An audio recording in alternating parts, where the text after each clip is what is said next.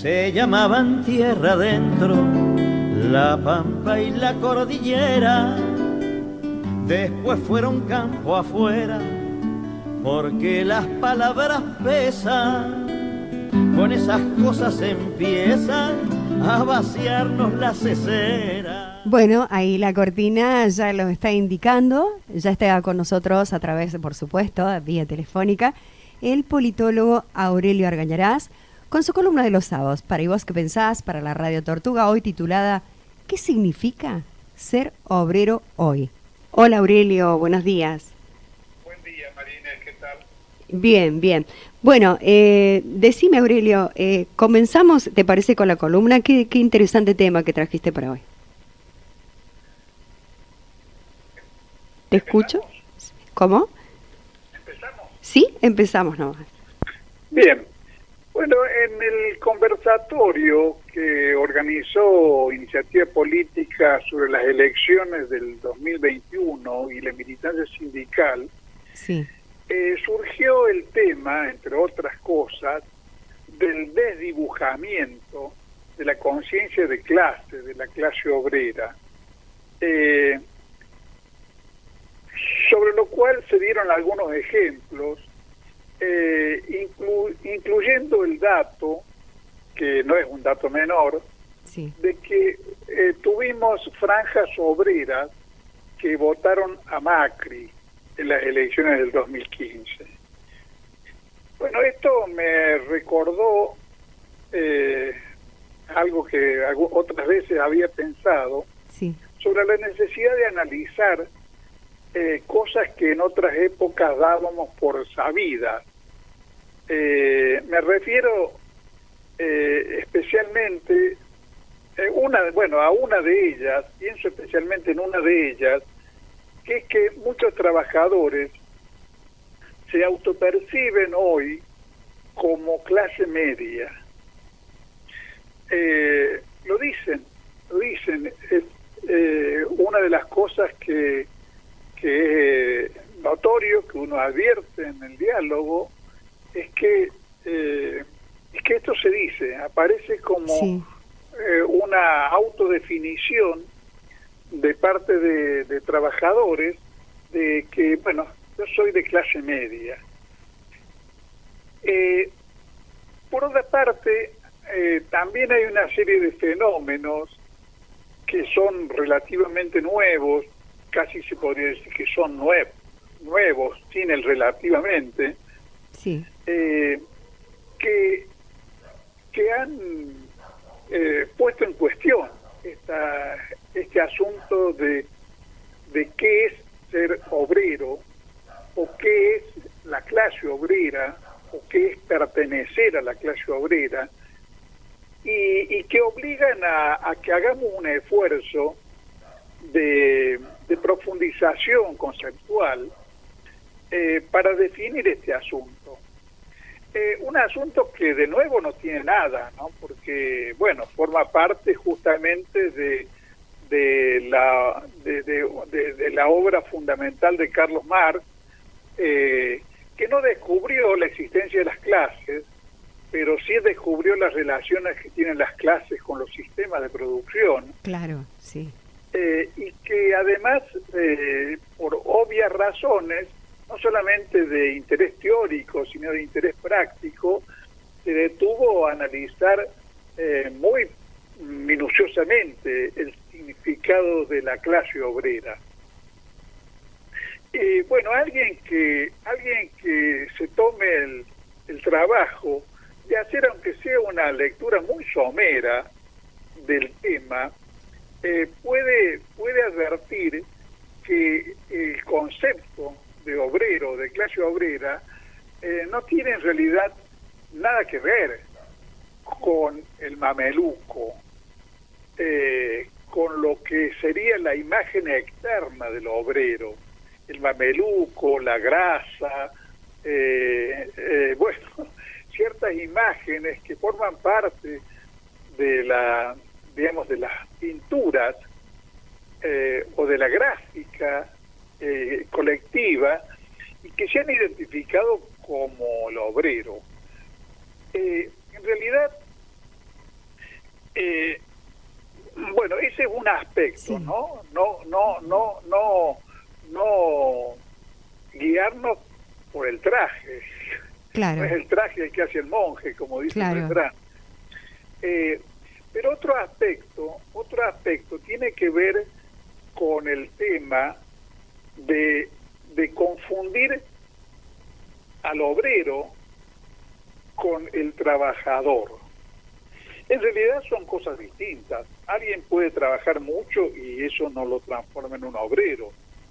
Personalmente he conocido empresarios que trabajaban otra que las 8 horas, trabajaban 12, 14, en realidad vivían para su empresa y eso no los transformaba en trabajadores, en obreros. no, En realidad, otra cosa que muchas veces incluso los propios obreros ignoran o no consideran, no hablo de una ignorancia total, sino de esas cosas que no se asumen conscientemente, es que la clase obrera en realidad es una creación histórica. O sea, no existió siempre la clase obrera, no existió siempre No, el obrero. Antes que el obrero, como productores Sí. de bienes, como productores directos, hubo esclavos, hubo siervos, hubo campesinos como los campesinos del Imperio Incaico o de la antigua China, que formaban parte de comunidades agrarias, pero que no tenían los rasgos sociológicos que conforman a la clase obrera o al obrero.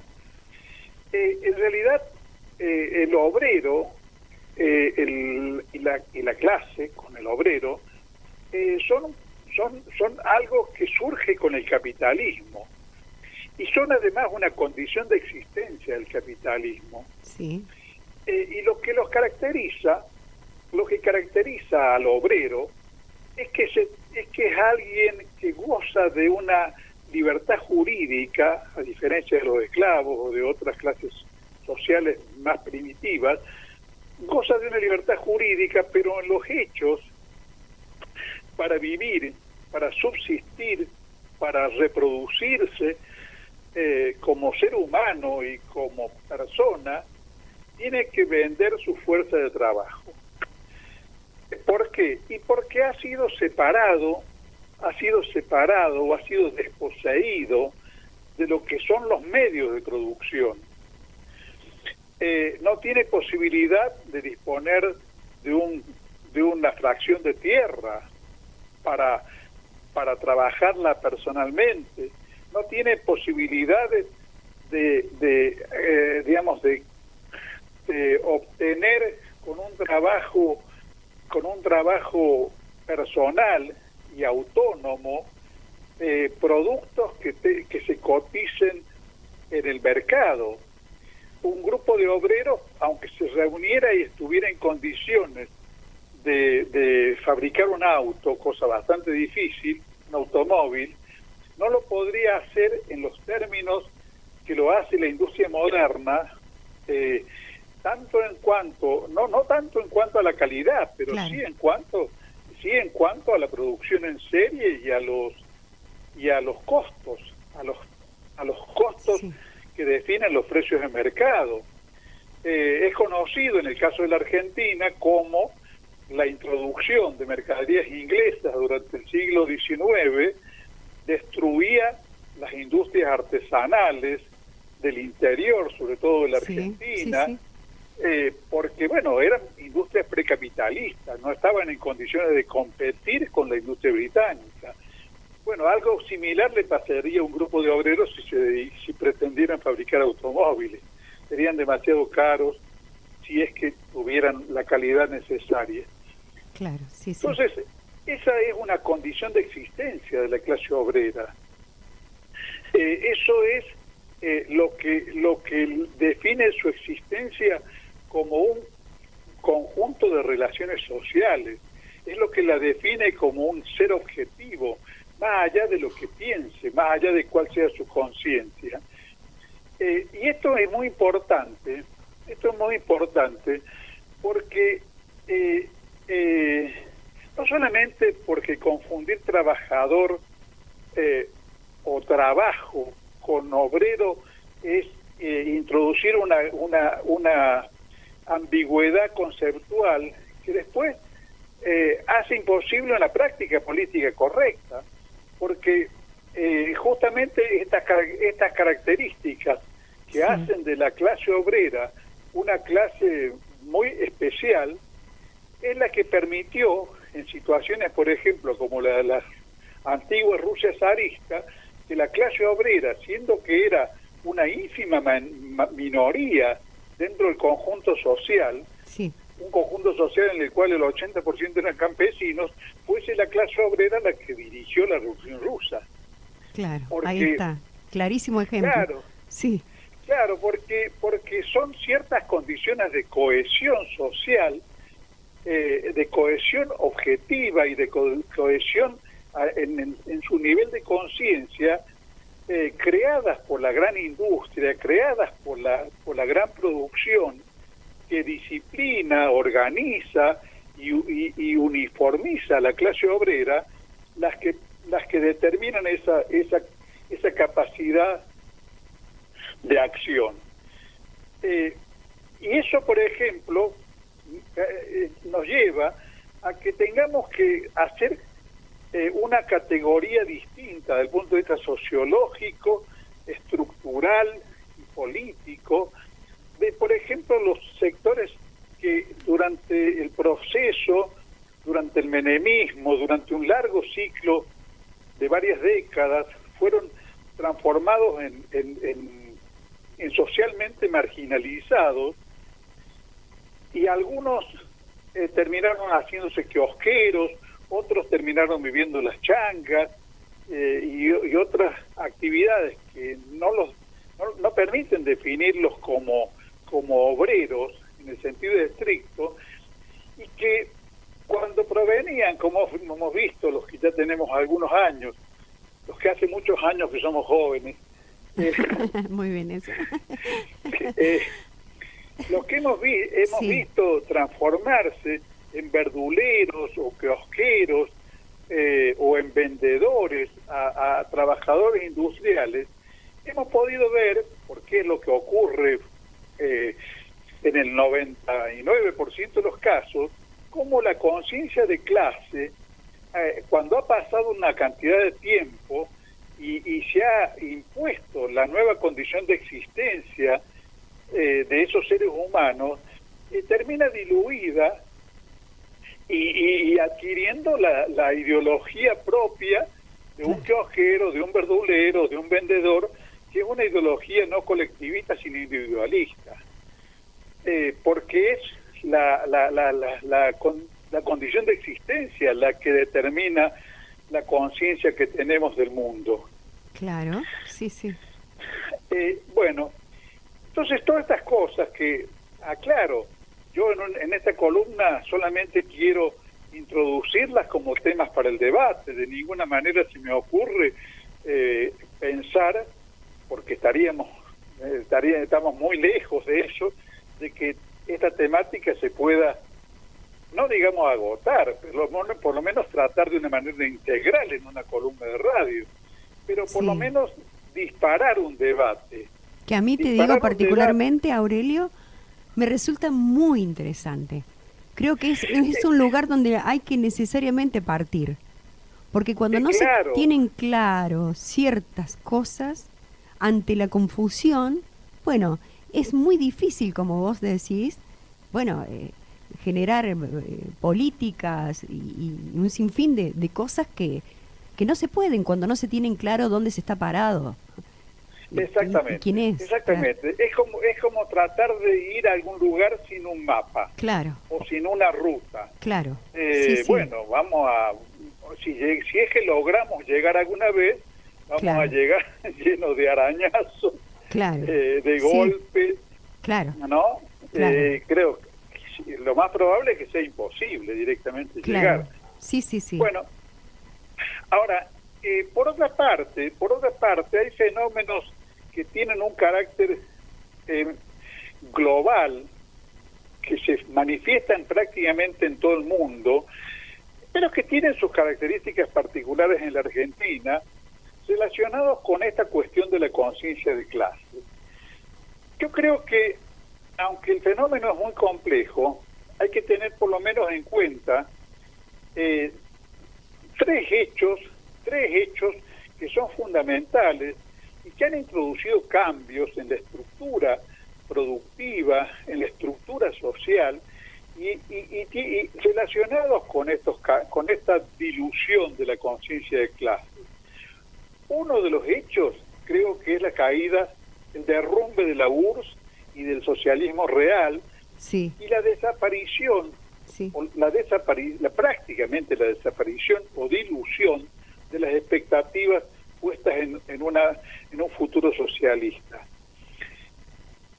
Sería largo hablar de este tema, pero yo, para sintetizarlo, diría que China, que es un gran país que no ha renunciado al socialismo, de todos modos no reemplazó a la URSS y al bloque socialista como faro de esa perspectiva, a pesar de todas las deformaciones que podían identificarse en la URSS.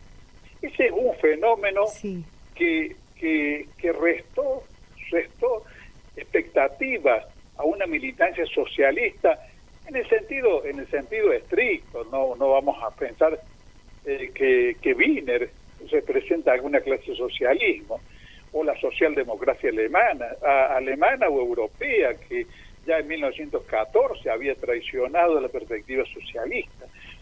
De la lucha socialista, entendida en sentido estricto, esto fue un balde de agua helada que hasta ahora no ha sido superado.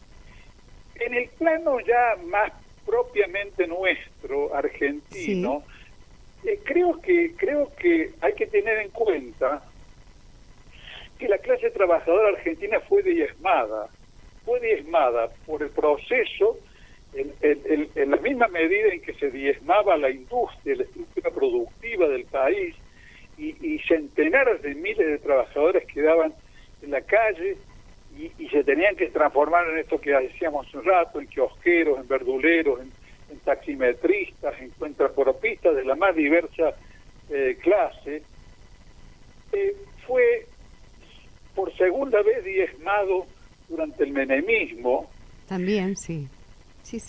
Y como producto de ambas cosas, en la medida en que ambas cosas habían debilitado la fortaleza estructural de la clase trabajadora, la renovación peronista en la década del 80 y en el menemismo desplazó a los dirigentes sindicales y al movimiento obrero de toda participación en el manejo del partido justicialista y los relegó a que se dedicaran a la tarea específica, Claro. a la defensa de las condiciones del trabajo, los apartó de la política. Claro. Y los trabajadores no han resistido suficientemente esa condena.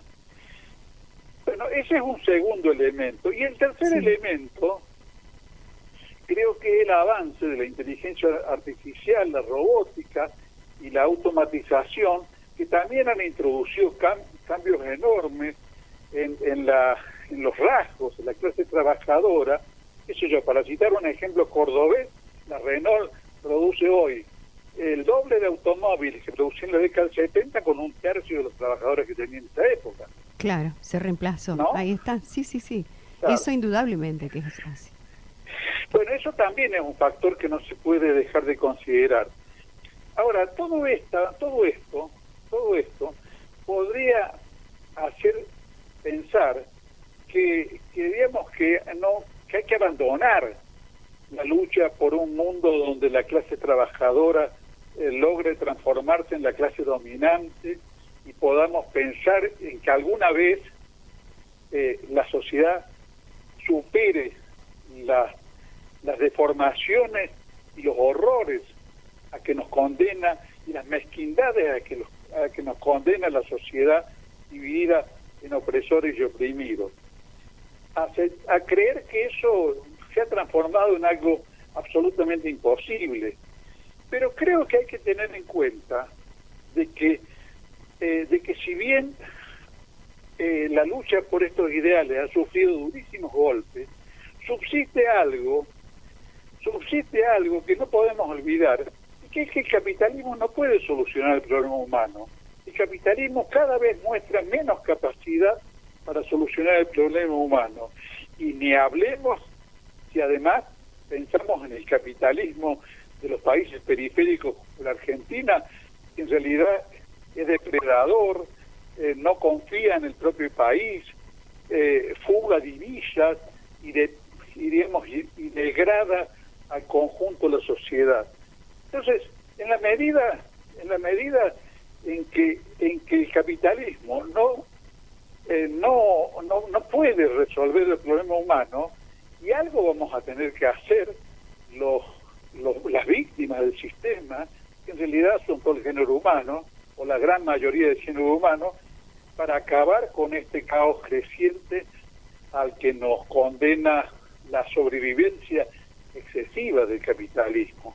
Bueno, esto creo que es lo que podemos decir en tan pocos minutos sobre este tema tan interesante que debe motivar una reflexión de nuestra parte, como vos decís, para no andar caminando a ciegas.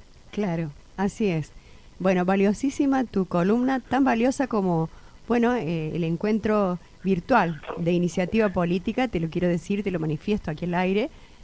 Realmente se formó allí una mesa, digamos, donde, bueno, distintos expositores pusieron en relieve todo esto que tiene que ver, con el trabajo, con el sindicalismo, con la política, con todo lo que implica. Gracias, Aurelio, por la invitación que me hiciste para formar parte ahí de los participantes de Iniciativa Política, y gracias por la columna de hoy. Bueno, gracias a vos, María Inés. Y la verdad es que, digamos, advertimos un poco tardíamente que no habíamos dado, y no nos peguen por eso las compañeras, no le habíamos dado lugar a alguna compañera del mundo sindical entre los apoyos. Pero ya habrá tiempo, porque esta ha sido la primera, no la última. Hubo una que expresó muy bien también el lugar de las mujeres. Sí, hubo una compañera, Marcela Rodríguez, que expresó bastante bien. Sí, claro que expresó muy bien el punto de vista de las mujeres que tienen actividad sindical. Así es. Bueno, gracias, Aurelio, y un abrazo. Bueno, un abrazo. Chao.